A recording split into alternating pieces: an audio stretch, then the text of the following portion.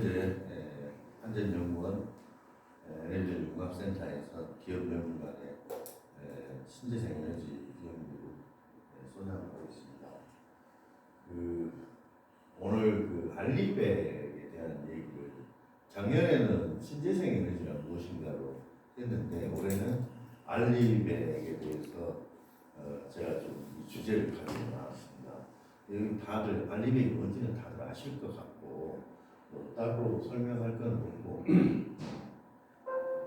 안 돼? 아니요.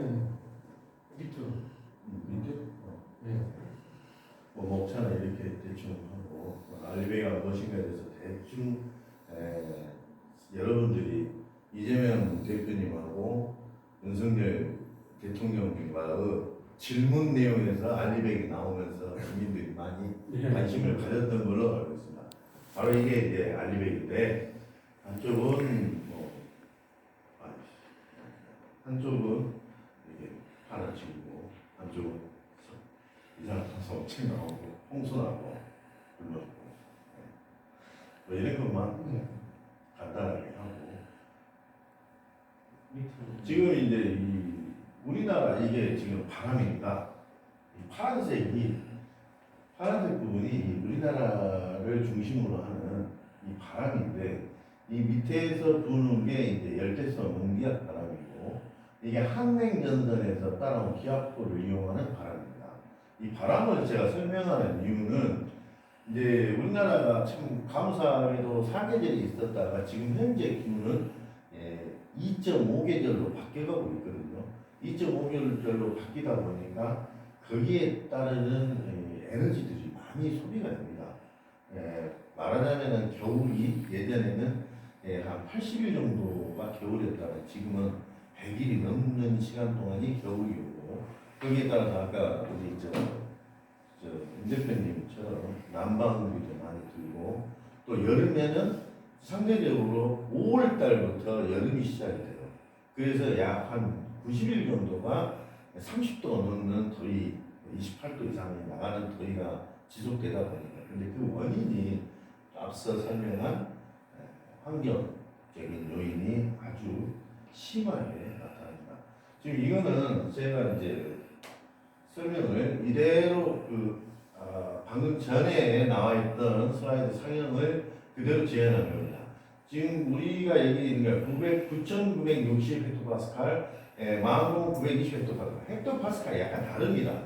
무슨 뜻이냐? 이거는 한냉, 그러니까 따뜻한 공기는 위로 뜨게 돼 있고 찬 공기는 아래로 가라앉게 돼 있습니다. 근데 감사하게도 당군 조선 이래 우리나라가 이 한대의 기류와 아열대 제트 기류가 만나는 지점입니다. 그래서 장마전선이 있는데 너무도 감사한 것은 백두산을 중심으로 한 우리나라 태백산맥이 이 한반도를 쭉 관통하고 있기 때문에 이 영향에서 계속 소용돌이로 흘러가다 보니까 사계절이 있는 겁니다. 지금 여기 보시는 것은 지금 온난화 때문에 아주 적도 지역들이 빨갛게 지금 온도가 심하게 올라가가지고 있는 현상이고 대체적으로 지금 약 한 20년 후면은 지금 온도가 1도까지도 상승한다고 전망을 하고 있습니다. 근데 이거는 제가 직접 지금 현재 에너지를 설치, 시공, 설계까지 다 했던 것들을 제가 했습니다. 이게 이제 조류 발전소거든요. 이게 이제 울돌목이라고 명란이전에서 나왔던 여기다가 지금 쌍도리 발전소를 저희가 이제 내년부터 발전소를 운영할 예정이고 쌍도리 말고 여기 밑에 쪽에 보면 지금 현재 발전소가 있습니다. 근데 아주 효과적으로 발전소 잘 나오고 있습니다. 이거는 말 그대로 파장을 이용 파열과 조류의 영향으로 만든 거고 이거는 지금 생활용 단지입니다. 보시다시피 생활용 단지하고 사이에다가 지금 곧 있으면 이제 파력으로 인한 에너지 발전소를 이게 시황호에는 건립이 돼 있습니다. 시황호에는 약 800메가와트급 안산 화성이라고 했죠. 200메가와트급 안산 화성이가 저력이 지금 건설돼 가지고 있습니다. 시황호 운영도 되고 있고 지금 바람 에너지 풍력이잖아요. 이거는 지금 수직력 풍력이고 저희가 이제 제가 이거 직접 설계 시공 해가지고 시스템까지 다 했던 그때 이 풍력입니다. 이게 지금 현재는 2메가와트 급으로 지금 현재는 5메가와트 급 풍력까지도 나와 있습니다. 지금 2030년도까지 신안 해상과 완도 그 다음에 울산에 약 80조를 들여가지고 이 풍력 발전소를 건립할 예정입니다. 이거는 이미 나와 있는 거를 제가 했고 조력 발전소도 약 10조 정도가 앞으로 투입될 예정입니다. 그리고 태양광 발전은 지금 현재 100조 정도 앞으로 진행할 예정입니다. 2030년까지. 이거는 전부 대외적인 건데 내가 오늘 여기 사회적 변화를 다들 보시겠지만 알리백의 효과가 뭐겠습니까? 아까 말했던 의료 또 체계 또 사람 건강이 먼저 최고니까 공기도 맑아져야 되고 또 여러 가지 문제가 생기는 것들 중에 하나가 에너지인데 지금 이거는 이제 언론적인 내용이고 우리나라가 정책을 잘못 쓰는 것이 하나가 있습니다. 전기 자동차를 생산을 먼저 하는 게 아니라 전기 자동차가 정확하게 운용이 될 수 있는 에너지를 먼저 이 생산을 해서 보급하는 게 먼저입니다. 근데 이게 좀 바뀌었어요.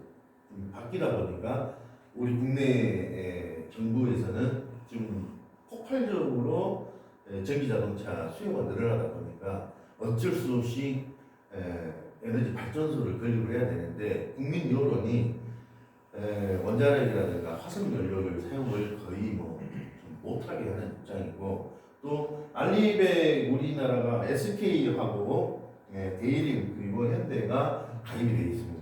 이미 가입돼서 하고 있는 도중인데 앞으로 2050년도 될 때까지 100%가 아니고 2030년도까지 저희가 40%까지는 무조건 그 친환경 소재의 에너지 개발로 끌어올려야 되는 상황입니다. 근데 정부가 지금 많이 늦었어요.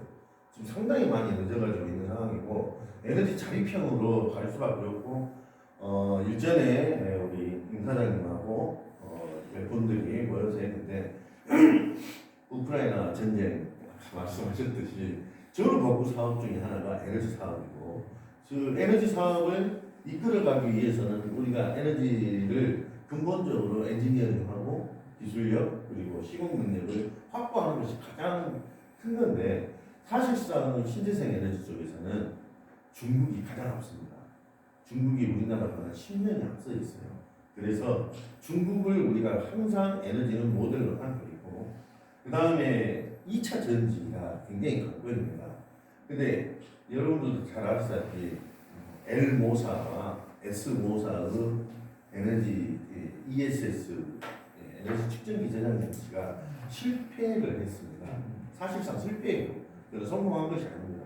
그걸 왜 그냥 중국에서 기술력을 어느 정도는 다 모델링 해가지고 와가지고 한 거라 보니까 실패를 했고 삼성 SDI가 문을 닫았어요. 사실 중국 공장. 그래서 지금 현재는 우리나라 중소업체들이 이 ESS 에너지 시장에 뛰어들었어요. 그래서 최근에 망막 기술이라는 게 있습니다.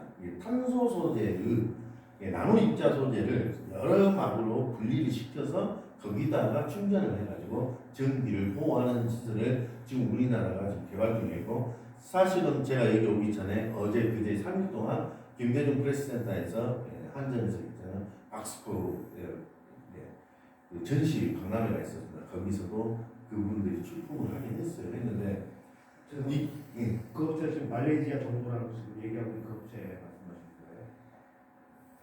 제가 다다음 주에 말레이시아에 들어갑니다. 예. 네. 근데 그거하고는 조금 별개인데, 아까 제가 설명드린데 제가 말씀을 못 드리는 부분들은 어쩔 수 없이 오픈할 수 없는 것들이 있기 때문에 못 드린 거고, 사실상 지금 이거는 내가 그냥 이렇게 표면적으로 나온 거고, 그 알리백이 필요로 하는 이유가 있기 때문에 정책도 국내로 바꿔야 되는데 이 정책이 지금 잘못된 정책이 되다 보니까 혼선만 오고 있다는 것을 오늘 강조하려고 나왔습니다. 근데 저희 엔지니어들이 불철주야로 지금 열심히 뛰고 있고, 그 다음에 특히나 지금 이제 주목받고 있는 게 그 소원자로 에너지 사업 분야입니다. 그래서 거기가 지금 거의 90% 이상 완성 단계에 왔습니다. 그 핵융합 원자로 말고 핵융합 원자로. 소핵융합. 예. 이 소핵융합은 인구 20만을 기준으로 하는 말 그대로 원자력 발전소이긴 한데 소형. 근데 그게 이제 그 전에는 리튬 우라늄하고 농축 우라늄은 많아요 사실상. 이게 그 라듐하고 그 반응하는 그 속도와 시간을 굉장히 우리는 지금 그 말하기 전에 우리나라는 아직까지는 열 병합 발전소입니다. 열 병합이에요. 열을 모아서 터빈을 돌리는 증기를 가지고 방법인데 최근에 약 한 3년 전부터 저희가 연구 개발한 것이 열 분해 발전입니다. 이것은 이제 핵 분할하고 똑같은 역할인데 우리가 이제 나노 입자까지 내려가다 보면은 서로 간에 전기와 전자와 공급이 발생을 합니다. 이 공급 발생을 최소로 줄이는 것이 이제 에너지 ESS 저장 장치의 효과인데 이 공급 장치를 아주 축소시켜서 만드는 방법 기술을 사실상은 개발을 했는데 이건 오픈할 수 없는 내용들이 많으니까 개발을 했는데 그거를 활용해서 소원자로 에너지 발전소가 곧 이제 시행이 돼야 맞는데 아직 법령이 안 따라서.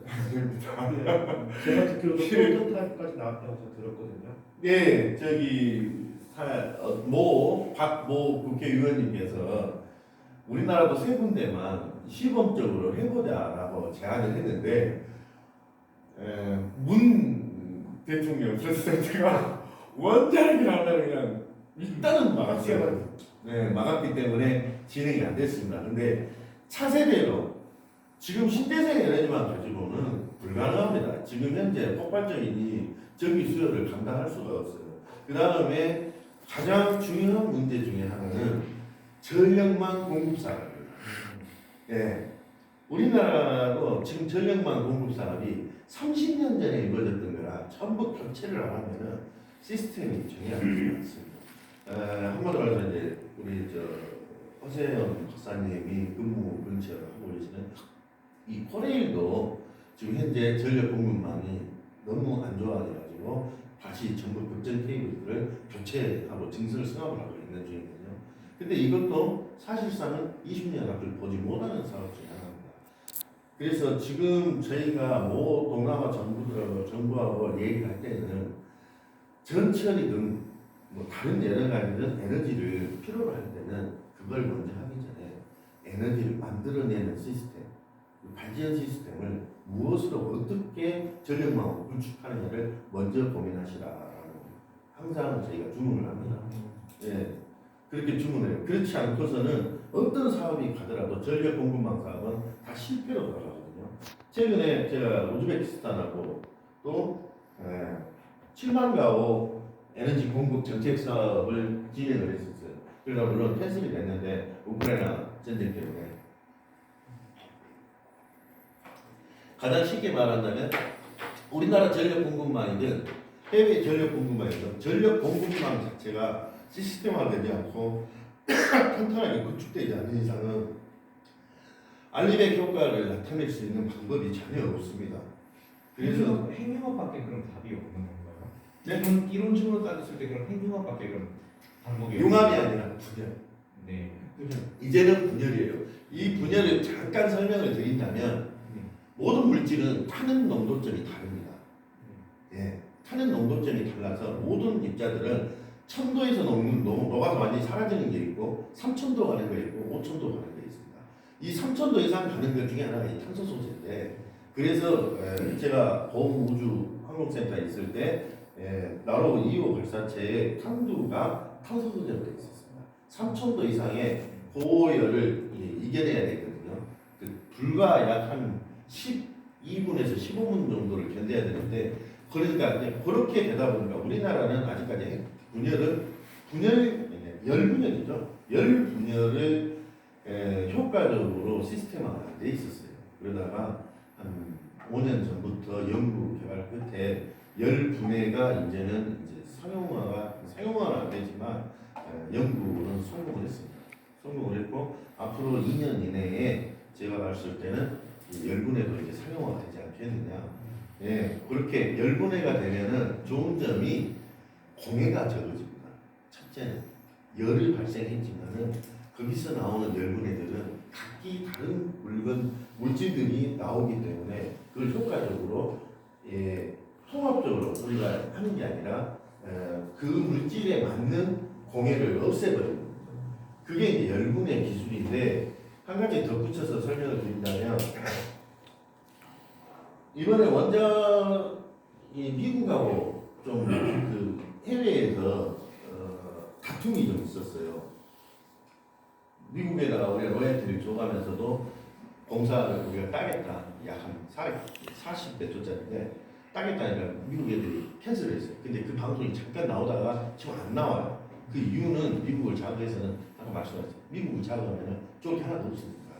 네, 그걸 공론화시키면 한국 사람들이 미국 너네들을 막 갑질하는 게 아니냐라는. 그래서 이제 하는데 거기서 나오는 핵심 기술 중에 우리나라가 이미 확보해가지고 로열티는 준다는 건 좀 복수 기술이라고 합니다. 복수기 기술. 예. 우리 쉽게 자동차로 따지면 제네레터 역할, 라지레터 역할을 합니다. 그러니까 수증기가 다시 재환원이 돼가지고 기체화가 돼서 터비를 돌리는 방식. 이 사이클로닝 방식, 복수기 사이클로닝 방식을 우리나라가 지금은 이제 완전히 100% 우리 기술을 다 돼 있어요. 현대건설이 이미 자체적으로 확보를 다 해가지고 하고 있는 기술인데 미국이 계속 세계 시장만 나가면은 그걸 가지고 태클을 걸어요. 우리가 먼저 얘네들한테 이 기술을 줬으니까 우리 이렇게 로얄티도 줘야 되고 막 해야 되는 게 아니야. 이 태클 기술, 이게 태클인데 이 복수기 기술, 그러니까 액체 상태를 기체 상태로 다시 환원시키는 것도 일종의 분해를 분열이죠. 이거를 더 어렵게 들어가면 얘기가 좀 길어지니까 이런 원리로 해서 지금 현재는 기술력이 거기까지 우리가 분해 기술까지도 이제는 가고 있습니다. 그거에 대한 WTG가 지금 만들어져 있어요. 그러니까 네? Water Turbine Generation이잖아요, 이게. 예. 그게 지금 프로토타입에 나와 있습니까? 혹시 박사님께서 하고 더 이상 얘기 하시면 힘들어요. 더 이상. 제가 말씀드린 거는 너무 광범위해서 예. 저도 거기서 있었는데 제가 솔직히 말씀드릴게요. 지금 서든사하라 32개 국가가 지금 현재 서든사하라, 그러니까 아프리카가 있잖아요. 아프리카가 두 개 경제국으로 나눠져요. 아니, 아프리카가 있는데 예. 두 개 경제 구역으로 나눠져요. 예. 그러니까 사하라를 중심으로 노르든 사하라 오르가니제이션이 있고 서든 사하라 오르가니제이션이 있는데 저는 지금 서든 사하라 국가들하고 얘기를 하고 있어요. 지금 박사님께서 말씀하시는 아리100에 관한 거고요. 맞습니다. 지금 현재는 중국이 뭐 태양열부터 해서 뭐 윈드블레이드부터 해가지고 네, 모든 네. 것들의 거의 95%를 다 갖고 있고 ESS도 걔네만 다 갖고 있기 때문에 핵심 기술을, 문제는 지금 현재는 블로커가 된 상태에서 걔네들이 판의 협약을 하기 위해서 지금 현재 유럽이나 아니면 그쪽에서 지금 펀딩을 받고 있거든요. 네, 맞습니다. 예. 예, 엄청난 돈이 들어가고 있는데 네. 문제는 이거는 중국 걸 쓰면 안 되는 거죠.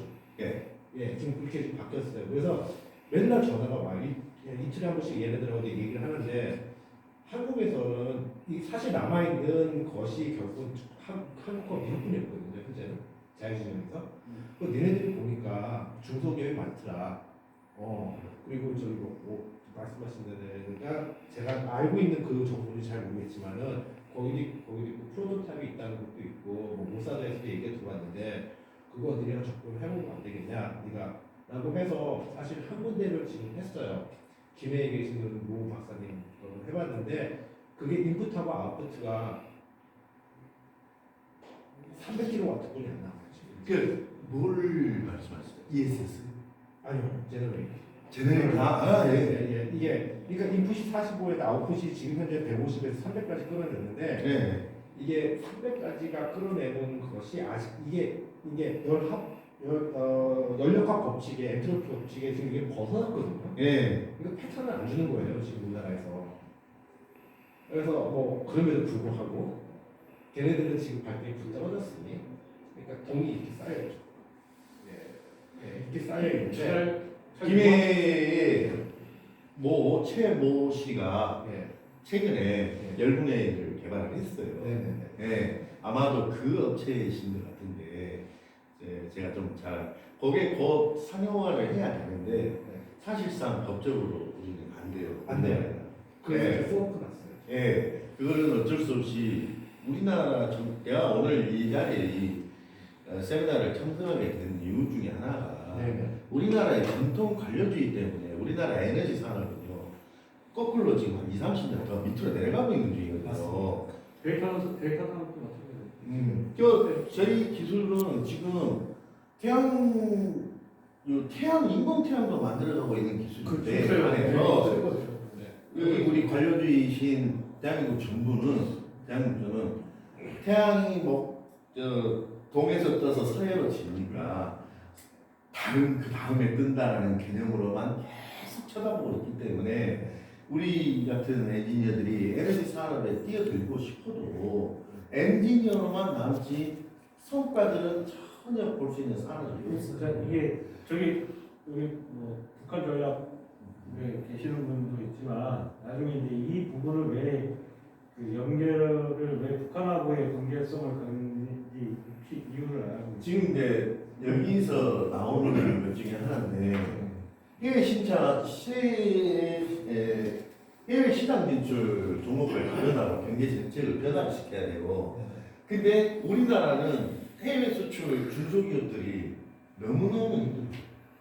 기술력은 세계 최정상인데 이게 물리적으로 안 되는 게 몇 가지가 있는데 예. 첫 번째 영어를 몰랐으면 너무 못하고요. 네. 두 번째는 그러니까 영어를 못하니까 대화 자체가 안 돼요. 대화 자체가 안 돼서 그러니까 그게 안 되니까 그 나라의 레귤레이션을 우리가 볼 수가 없어요. 네. 결국 누가 대리를 해야 되는데 문제는 대리하는 사람이 영어도 하고 뭐 프랑스어도 하고 히브리어도 하고 대한민국 말도 잘 알아야 되고 양쪽을 다 알아야 되는데 이런 유닛이 없어요. 없거나 대기업에 나겠죠. 네, 대기업이 예. 그 대기업에 있는 애들은 이거를 하고 싶어도 못 합니다. 왜? 대기업은 정부의 규제를 받기 때문에. 네, 맞습니다. 예. 그러니까 이게 지금 악순환이 되고 저 같은 사람이 그래서 튀어나가는 것 같은데요. 저는 이스라엘 사람이거든요. 그러니까 되게 자유로워요. 이거에 대해서. 네. 지금 이제 북한 얘기가 나왔는데 저는 사실은 경수로 공사를 하고 북한에도 갔었고, 네. 예, 저는 개성공단 첫 창기에 네. 예, 개성공단 할 때도 제가 거기 가 있었습니다. 그러면 우리 허재 박사님이 더 잘하시는 얘기인데 한 나라, 그러니까 지금 중동에 있는 모 왕자님이 오셔가지고 우리나라에다가 몇백 조짜리 스마트 도시를 하자라고 했을 때 그 핵심은 바로 이 전력망과 정보망, 시스템 구축망, 통신망이에요. 근데 우리나라는 그걸 더 뛰어넘었어요. 우리 기술들은. 그런데 우리나라 정부는 뛰어넘지를 못하고 밑에가 있어요. 그런 거는 대기업이 하는 일입니다. 라고 해버려요. 이게 단서가. 우리나라의 정말 단서. 그래서, 그건 아닌 것 같은데요. 제가 알았을 때 그 네옴 시티를 이야기하시는 것 같은데 그거 이제 삼성이 600조를 수주를 주는 걸로 알고 있는데 제 말이 맞나요? 아니 그게 박사님 말이 맞는 게 사실 제 사무실 보시면 저 두바이에 있어요. 사무실이 두바이가 있고 제 친구들이 다뭐 인썰만 제 친구는 아니에요. 제 친구가 두바이의 왕자고요.